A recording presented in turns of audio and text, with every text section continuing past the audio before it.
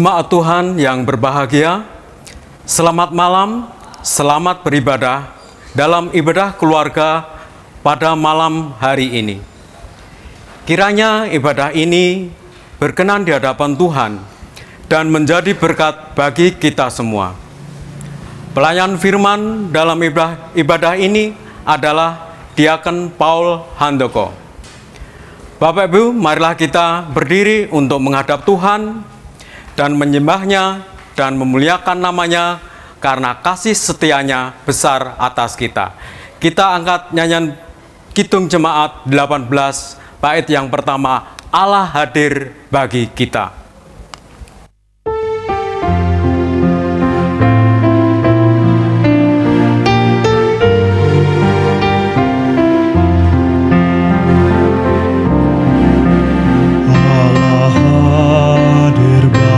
Kita dan hendak memberi berkat, melimpahkan kuasa rohnya bagai hujan yang lebat. Dengar Roh Kudus ya Tuhan, umat-Mu berkatilah, baharui hati kami, oh curahkan kurnia.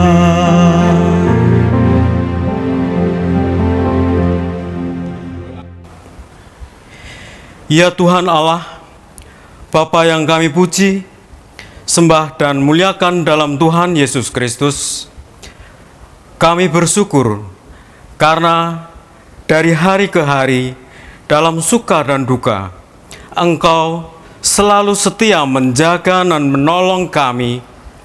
Engkau mengetahui semua kekurangan dan kelemahan kami, dan mengampuni segala dosa dan kesalahan kami. Kami bersyukur karena diberi kesempatan bersama keluarga kami untuk menghayati persekutuan dengan Tuhan dan sesama melalui nyanyian, doa, dan mendengarkan firman-Mu. Kuduskanlah ibadah kami ini ya Tuhan, serta karuniakanlah Roh Kudus-Mu untuk mengurapi kami semua. Di dalam nama Yesus Kristus, Tuhan kami. Amin. Bapak Ibu, marilah kita membaca puji-pujian melalui Mazmur 28 ayat 6 hingga 9 yang akan kita baca secara bergantian sebagaimana kita bermazmur. Terpujilah Tuhan karena Ia telah mendengar suara permohonanku. Tuhan adalah kekuatanku dan perisaiku. Kepadanya hatiku percaya. Aku tertolong, sebab itu beria-ria hatiku, dan dengan nyanyianku aku bersyukur kepadanya.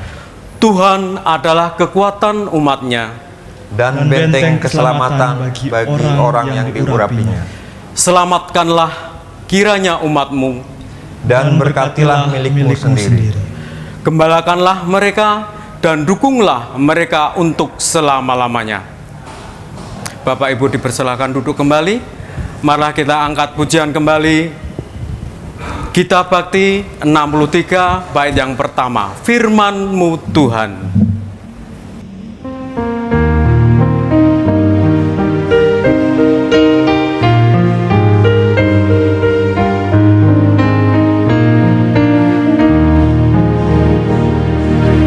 Firman-Mu Tuhan, suluh bagi langkahku dan terang di jalanku.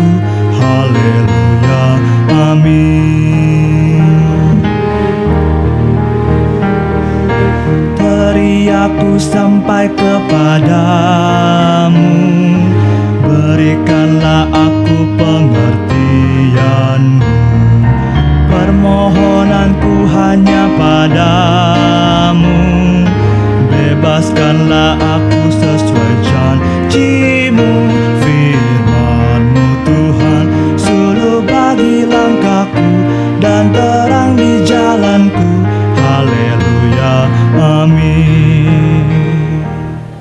Bapak Ibu, kita persiapkan, kita akan mendengar pemberitaan firman yang akan disampaikan oleh Diaken Paul Handoko. Waktu dan tempat kami persilakan.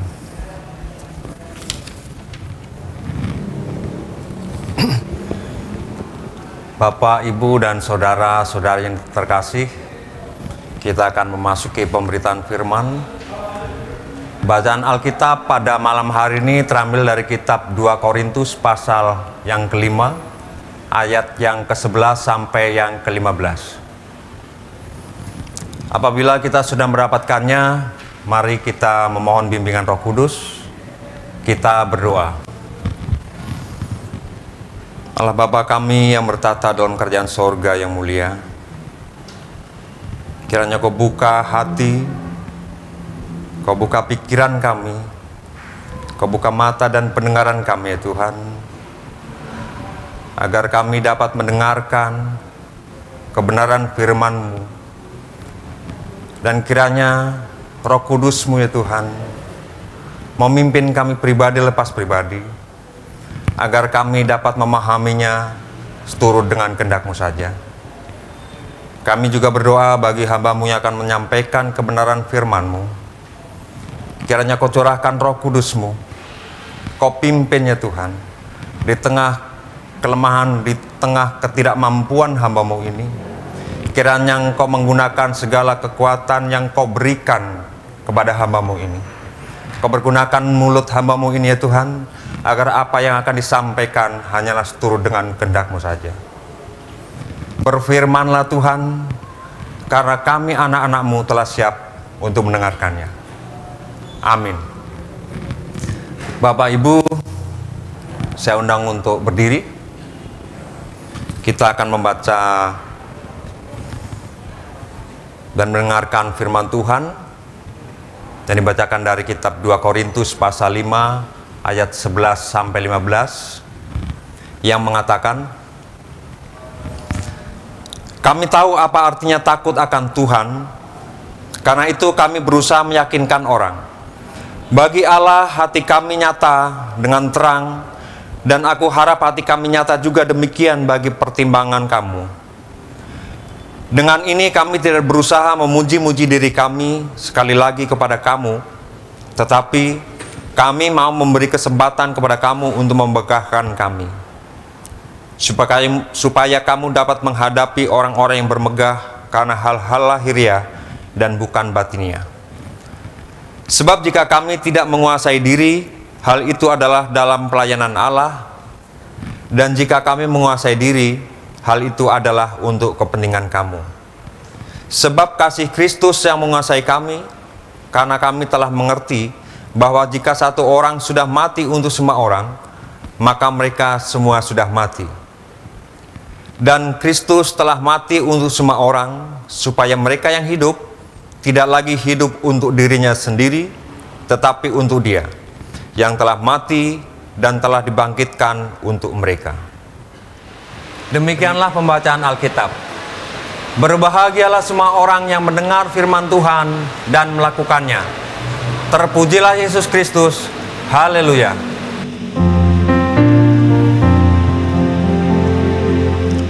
Haleluya, haleluya, haleluya.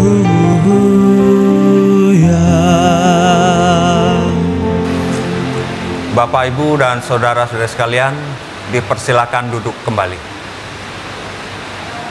Bapak, Ibu, dan saudara-saudara yang dikasihi oleh Tuhan Yesus Kristus, Salam. Bacaan kita merupakan surat Rasul Paulus yang kedua kepada jemaat di Korintus. Paulus, yang juga bernama Saulus, seperti kita ketahui bersama, pada awalnya adalah seorang yang jahat, baik menurut ukuran manusia maupun di mata Tuhan. Karena dengan begitu kejamnya, sebagai seorang pejabat kerajaan pada saat itu, memburu, menangkap, memenjarakan, menganiaya, bahkan tidak jarang membunuh orang-orang yang percaya kepada Yesus Kristus sebagai Tuhan dan Juru Selamat. Seperti yang dapat kita baca dalam Kisah Para Rasul pasal yang ke-8 ayat yang ketiga, yang mengatakan, tetapi Saulus berusaha membinasakan jemaat itu, dan ia memasuki rumah demi rumah dan menyeret laki-laki dan perempuan keluar dan menyerahkan mereka untuk dimasukkan ke dalam penjara. Luar biasa kejamnya Saulus, sampai menyisir rumah demi rumah untuk menangkap para pengikut Tuhan Yesus. Dan hingga pada suatu waktu ketika Paulus dalam perjalanannya untuk memasuki kota Damsyik, seperti yang ia lakukan di tempat-tempat lain, yaitu memburu dan menangkap pengikut Tuhan Yesus, Tuhan menghukum Saulus dengan menutup penglihatannya menjadi buta, sehingga dia dituntun anggota pasukannya untuk dapat masuk ke Damsyik. Selama 3 hari Saulus tidak dapat melihat, tidak makan, dan tidak minum. Dan di situ Saulus mulai menyadari akan kesalahannya. Dan ketika Tuhan melihat hati Saulus yang menyesal, Tuhan pun mengutus Ananias, yaitu seorang murid Tuhan, untuk menyampaikan kasihnya kepada Saulus. Dan dengan perantaraan Ananias, Tuhan menyembuhkan Saulus sehingga dapat melihat kembali. Kisah ini dapat kita baca dalam Kisah Para Rasul pasal yang ke-9 ayat yang pertama sampai yang ke-18. Dengan kejadian itu membuat Saulus semakin menyadari akan kesalahannya yang selama ini ia lakukan, dan mengakui bahwa hukuman Tuhan bukan untuk membinasakan, tetapi hukuman Tuhan untuk menyelamatkan bagi dia dan bagi setiap orang yang mau berbalik dan bertobat kepada Tuhan. Hal itu membuat Saulus menjadi takjub dan semakin percaya bahwa Tuhan Yesus adalah Tuhan yang Maha Kuasa dan penuh kasih. Karena pertobatan yang tulus dari Saulus, Tuhan berkenan dengan sangat-sangat luar biasa untuk memakainya. Tuhan berkenan mengutus Saulus untuk memberitakan nama Tuhan kepada setiap orang. Bapak, Ibu, dan saudara-saudariku yang terkasih, Tuhan Yesus telah mati di kayu salib. Demikian juga Saulus. Dan kita sekalian telah mati karena dosa. Tapi dengan kebangkitan Tuhan Yesus mengalahkan maut, seperti yang terdapat dalam 2 Korintus pasal yang ke-5 ayat 14 dan 15 bacaan kita pada malam hari ini. Saulus serta kita sekalian sesungguhnya juga telah bangkit, hidup dalam kekudusan oleh karena karya penebusannya. Seperti halnya Saulus yang juga Paulus telah menerima anugerah keselamatan dari Tuhan, bersedia dengan segenap hati untuk menyampaikan berita keselamatan dan kasih Tuhan kepada setiap orang. Kiranya kita sebagai orang percaya juga mari bersedia dengan segenap hati untuk melakukan tugas yang mulia tersebut. Tugas pelayanan bukan hanya menjadi tanggung jawab pendeta, bukan hanya tugas para majelis serta pelayan-pelayan yang sudah dikukuhkan di hadapan Tuhan, tetapi tugas setiap orang yang percaya, termasuk saya dan Bapak, Ibu, serta saudara-saudari sekalian, sebagai ungkapan syukur atas karya keselamatan yang telah Tuhan anugerahkan. Di dalam melakukan perintah Tuhan, menyampaikan kabar keselamatan, tidaklah selamanya mulus. Terkadang orang-orang yang diutus Tuhan mengalami berbagai masalah dan hambatan yang bisa datang dari dalam diri pribadi maupun dari luar. Demikian juga yang dialami oleh Paulus. Berbagai hambatan dan rintangan selalu datang silih berganti.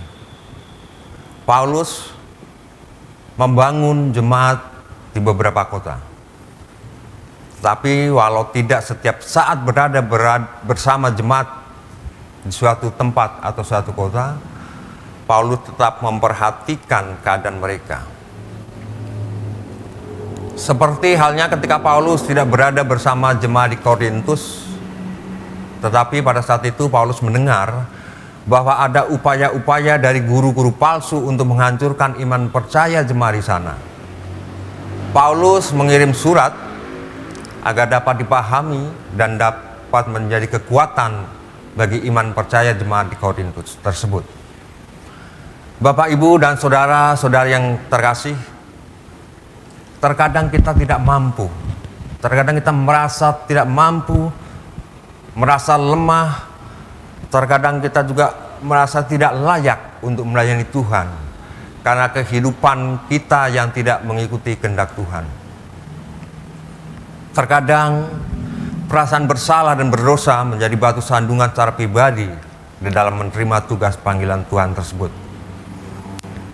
Mari kita mencontoh Paulus yang di masa lalunya telah melakukan hal-hal yang jahat di mata Tuhan, tetapi ketika Tuhan memanggil dan mengutusnya, Paulus dengan kesadaran dan kerendahan hati mau melaksanakannya dengan segenap hati dalam bimbingan Roh Kudus. Terkadang juga ketika kita telah melakukan tugas panggilan dengan segenap hati pun, tetap menghadapi hambatan dan tantangan yang datang dari luar diri kita. Bisa dari keluarga, saudara, maupun lingkungan. Seperti yang dialami oleh Paulus yang menghadapi berbagai tantangan dari luar. Paulus dipenjara, bahkan dianiaya, difitnah, dan dicemooh orang yang tidak menerima ajaran Tuhan melalui Paulus. Salah satu hasutan dan fitnahan pengajar-pengajar atau guru-guru palsu yang dilayangkan kepada Paulus untuk mengoyahkan iman jemaat adalah Paulus dianggap tidak waras atau gila karena bangga atas penderitaan yang dialaminya. Seperti yang dapat kita baca dalam 2 Korintus pasal 11 ayat 23. Paulus memberikan kesaksian dan pengajaran kepada jemaat bahwa motivasi yang dilakukan bukan untuk dirinya sendiri, melainkan karena takut akan Tuhan dan hanya untuk kemuliaan nama Tuhan. Ketika seorang melakukan pelayanan atau kebaikan dengan motivasi untuk dirinya sendiri, misalkan ingin mendapatkan pujian, ingin mendapatkan penghormatan, atau ingin mendapatkan upah. Ketika setelah melakukan kebaikan tetapi tidak mendapatkan yang diinginkan, atau hasilnya tidak sesuai dengan keinginannya, yang akan merasa kecewa, marah, bahkan putus asa. Misalnya ketika telah membantu orang lain tetapi tidak mendapatkan penghargaan, biasanya melampiaskan kekecewaannya dengan menyampaikan hal tersebut kepada teman-teman atau kerabat sambil menjelek-jelekan orang yang telah dibantunya tersebut. Atau kadang keluar sumpah serapah, bahkan sampai mengancam dalam hati dan mengatakan, awas besok ya, ku biarin kalau butuh bantuan lagi. Mungkin itu yang akan dilakukan orang yang berbuat sesuatu yang baik dengan motivasi untuk kepentingan atau keuntungan pribadi. Tetapi saya percaya Bapak Ibu ya, kita sebagai anak-anak Tuhan tidak seperti itu ya. Puji Tuhan.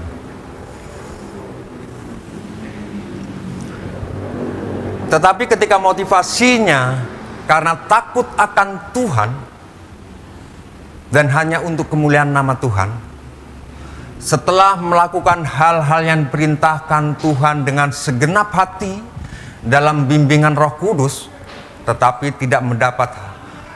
mendapat hambatan dan tantangan, tidak membuat patah semangat. Dengan kesadaran bahwa manusia hanya melakukan perintah Tuhan, tetapi hasilnya hanya Tuhanlah yang menentukan. Yang terutama adalah Tuhan senang melihat umatnya melaksanakan ajaran dan perintahnya. Terus bagaimana kita bisa tahu apa yang diperintahkan Tuhan kepada kita? Seperti seorang pekerja, agar mengetahui apa yang dimaui oleh atasannya, perlu menjalin komunikasi yang baik dengan atasannya. Ketika seorang anak ingin tahu apa yang direncanakan orang tuanya untuk masa depannya, tentu hubungan yang harmonis dan komunikasi yang baik penting dilakukan antara anak dan orang tua, serta di antara anggota keluarga. Demikian juga ketika kita ingin mengetahui apa yang dikehendaki Tuhan terhadap umatnya, tentu penting dilakukan hubungan komunikasi yang baik dengan Tuhan melalui doa, serta mempelajari apa yang menjadi kehendak Tuhan dengan mempelajari maksud-maksud Tuhan yang terdapat di dalam kitab suci. Walau tidak bermaksud ingin dipuji atau dihargai serta dihormati, namun Paulus ingin agar apa yang dilakukannya diakui dan diterima sebagai bagian dari pelayanannya kepada Tuhan, bukan untuk dirinya sendiri. Dan Paulus sebagai orang yang percaya dan melaksanakan perintah Tuhan perlu memberitahukan agar orang yang melihat atau menyaksikan dapat mencontoh dan termotivasi, agar semakin banyak orang dapat memahami karya agung Allah. Bapak, Ibu, dan saudara-saudari yang terkasih di dalam Tuhan,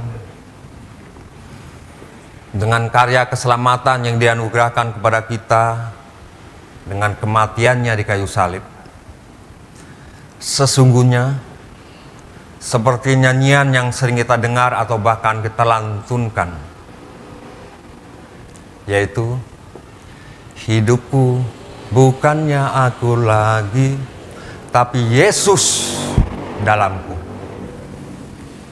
Seharusnya kita sebagai orang percaya bersyukur dan menyerahkan sisa hidup kita agar dibentuk dan dibimbing oleh Roh Kudus, sehingga dapat berguna bagi Tuhan, Sang Penyelamat dan Sang Pemberi hidup. Menjadi saksi-saksi di dalam memberitakan karya keselamatan Tuhan yang dianugerahkannya kepada kita, agar setiap orang pun mendapatkannya. Kiranya Tuhan Yesus memberkati.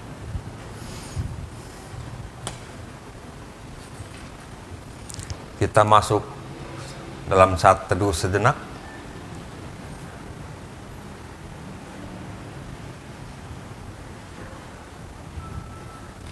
Saat teduh selesai, kita merespon firman Tuhan yang telah kita dengar bersama dengan menaikkan pujian dari Kitab Bakti nomor 245, bait yang kedua, hidupku disentuh oleh kasih Tuhan.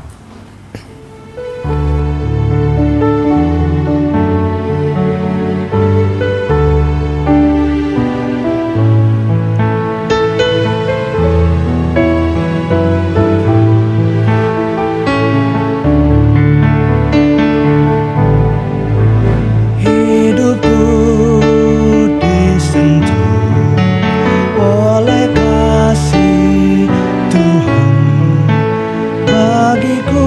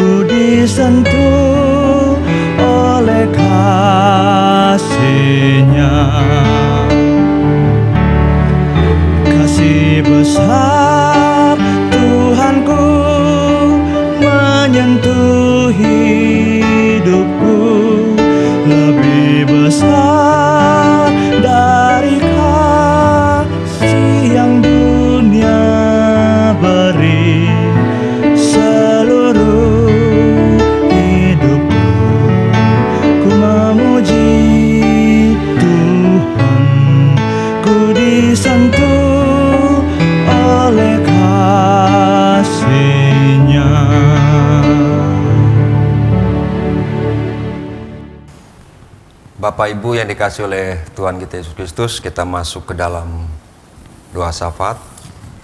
Mari kita berdoa. Ya Tuhan, kami menyadari dan mengakui karya keselamatan yang Kau anugerahkan kepada kami. Kami juga menyadari betapa lemah dan tak kuasanya kami menghadapi berbagai permasalahan hidup. Dan kami juga menyadari hanya kepadamu sajalah kami layak berserah dan berpengharapan. Kiranya Roh Kudus-Mu selalu menyertai dan mengingatkan serta mengajari kami agar dapat melakukan tugas panggilan yang telah Kau berikan kepada kami. Agar kami sebagai manusia-manusia baru dapat meninggalkan kehidupan yang lama, memasuki kehidupan yang baru, masuk dalam persekutuan yang kudus bersama-Mu. Ajarkan kami agar saling mengingatkan dan saling menguatkan iman percaya kami. Dan kiranya juga Engkau berkenan memakai serta memampukan kami yang lemah ini untuk dapat menyampaikan dan memberitakan karya keselamatan-Mu di dunia ini dalam tuntunan dan bimbingan-Mu saja. Kami juga berdoa bagi jemaat-Mu, khususnya di GBB Cipecang. Kiranya Kau berkati para pelayan dari Ibu Pendeta Wasti, para presbiter, BPPJ, unit-unit misioner, pelkat-pelkat, karyawan kantor, panitia dan satuan tugas, pelayan-Mu yang membantu terlaksananya ibadah-ibadah, petugas kebersihan dan keamanan, serta para pelayan-Mu yang tidak dapat kami sebutkan satu persatu. Kiranya Engkau selalu menyertai dan memberkati di dalam kehidupan berpelayanan, serta dalam tugas dan tanggung jawab secara pribadi-pribadi. Kami juga berdoa bagi segenap warga jemaat dengan berbagai pergumulan hidup. Kiranya Engkau berkenan mengulurkan tangan-Mu menolong mereka untuk melaluinya. Kami berdoa bagi warga jemaat yang sedang mengalami kelemahan fisik, yang sedang dalam keadaan sakit maupun dalam proses pemulihan. Kiranya Engkau memberkati segala upaya untuk kesembuhan mereka. Kau berkati petugas medis melakukan pengobatan. Kau berkati makanan dan minuman serta obat-obatan yang mereka konsumsi. Kau berkati proses pengobatan baik yang dirawat di rumah sakit maupun di rumah. Kiranya Kau berkati juga proses terapi yang sedang dialami, yang sedang dijalani mereka. Biarlah semua itu menjadi saluran kesembuhan yang datang hanya daripada-Mu saja. Kami berdoa bagi yang sedang berlemah hati.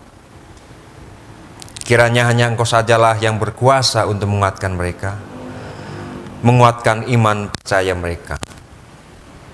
Kami juga berdoa bagi mereka yang berulang tahun kelahiran maupun ulang tahun perkawinan.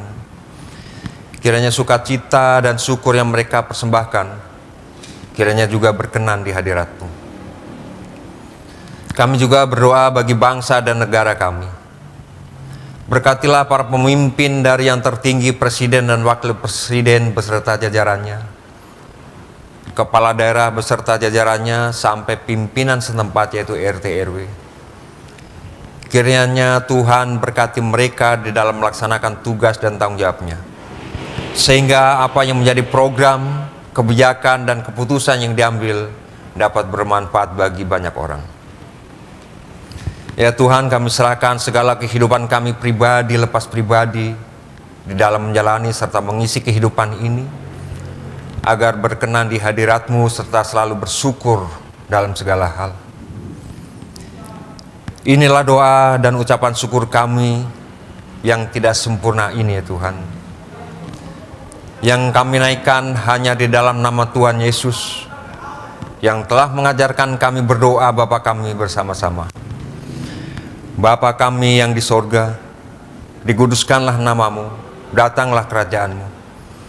Jadilah kehendak-Mu di bumi seperti di sorga.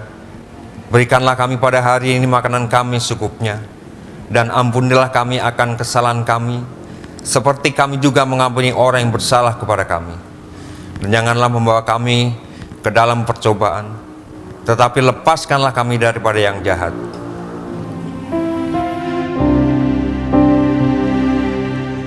Karena Engkaulah yang mempunyai kerajaan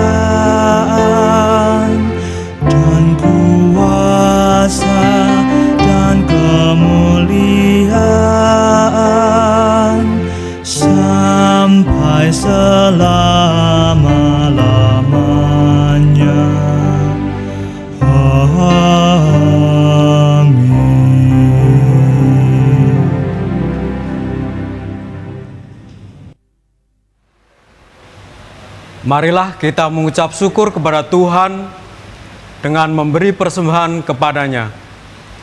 Dengarlah nas Alkitab Mazmur 50 ayat 23 yang menyatakan, siapa yang mempersembahkan syukur sebagai korban, ia memuliakan aku.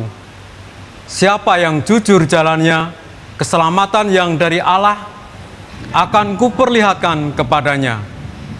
Tuhan memberkati saudara dan persembahan saudara.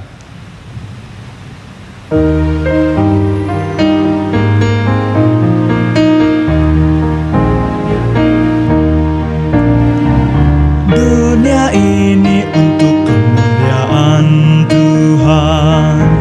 Amin. Kita perbuat apa dengannya? Amin. Amin, amin, amin, amin. Dunia ini untuk kemuliaan Tuhan. Amin. Jemaat, mari berdiri untuk menyerahkan persembahan ini kepada Tuhan dalam doa syukur. Kita berdoa. Ya Tuhan, terimalah persembahan syukur kami, yaitu umat yang telah Engkau selamatkan. Jadikanlah persembahan syukur kami ini sebagai berkat bagi sesama dan bagi pembangunan tubuh Kristus. Amin. Jemaat dipersilahkan duduk kembali.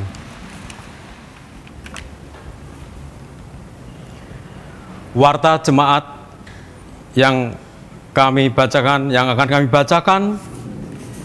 Yang pertama, pelayanan perjamuan kudus. Disampaikan kepada seluruh warga Sidi jemaat bahwa akan dilaksanakan pelayanan perjamuan kudus dalam rangka menyongsong kedatangan Kristus atau masa Advent pada ibadah hari Minggu 6 Desember 2020 pada setiap jam ibadah. Dimohon warga Sidi jemaat untuk 1. Mempersiapkan diri dengan sebaik-baiknya. 2. Agar seluruh diakon dan penatua yang bertugas hadir dalam persiapan perjamuan kudus pada hari Selasa 1 Desember 2020 pukul 19.30 waktu Indonesia bagian Barat. Demikian untuk menjadikan perhatian kita bersama, warta ini sebagai pemberitahuan sekaligus undangan. Untuk yang kedua, diberatukan kepada warga jemaat mengenai protokol kesehatan peribadahan di gereja sebagai berikut. Ibadah hari Minggu untuk warga jemaat tanggal 29 November 2020 di gedung Gereja Cipecang pada ibadah jam 6 untuk kelompok A terdiri dari warga jemaat sektor 1, 2, dan 3. Untuk ibadah jam 9, kelompok B terdiri dari warga jemaat sektor 4, 5, dan 6. Untuk warta selanjutnya, pelayanan sakramen baptisan Natal 2. Akan dilaksanakan sakramen baptisan saat ibadah Natal kedua pada hari Sabtu 26 Desember 2020 pukul 9 WIB di Gereja Cipecang. Bagi Bapak Ibu yang akan membaptiskan putra-putrinya, dimohon segera mendaftarkan ke Sekretariat Gereja Cipecang dengan membawa atau menyerahkan fotokopi surat akte kelahiran anak, surat CD, dan surat nikah orang tua dalam kurun catatan sipil dan gereja. Pas foto ukuran 3x4 2 lembar. Pendaftaran pada setiap jam kerja pukul 8 sampai 16 waktu Indonesia bagian Barat. Batas pendaftaran tanggal 13 Desember 2020. Penggembalaan baptisan akan dilaksanakan pada hari Sabtu 19 Desember 2020 pukul 10 waktu Indonesia bagian Barat. Demikian untuk diketahui oleh warga jemaat. Demikian warta jemaat yang bisa kami sampaikan. Terima kasih.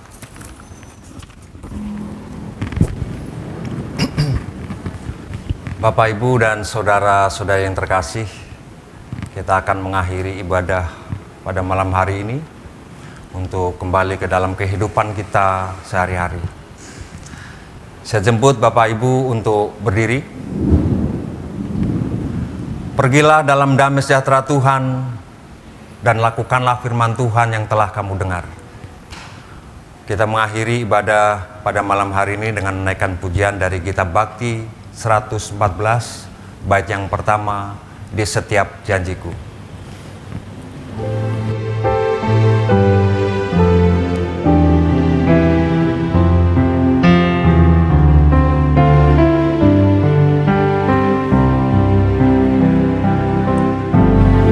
Di setiap janjiku dan setiap doaku, juga langkah imanku, Tuhan bersamaku.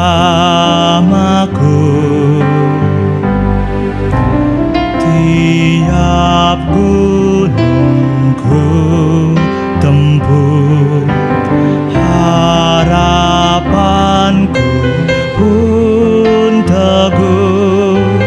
Rahmat Tuhan beserta, hanya anugerahnya. Tuhan beri anugerahnya,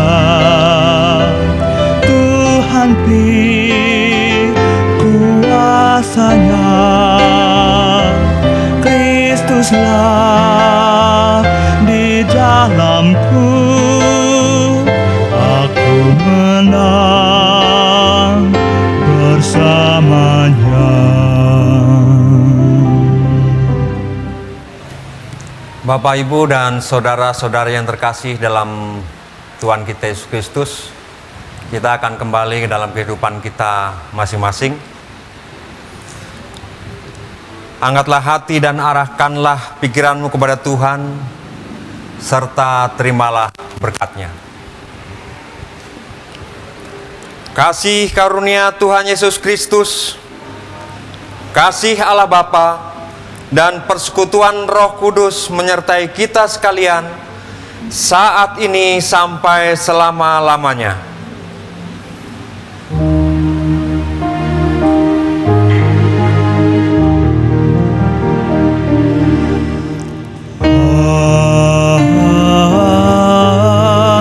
Amin, amin,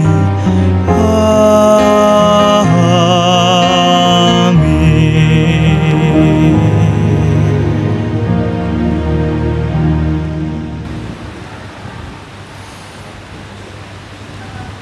Ibadah selesai. Salam.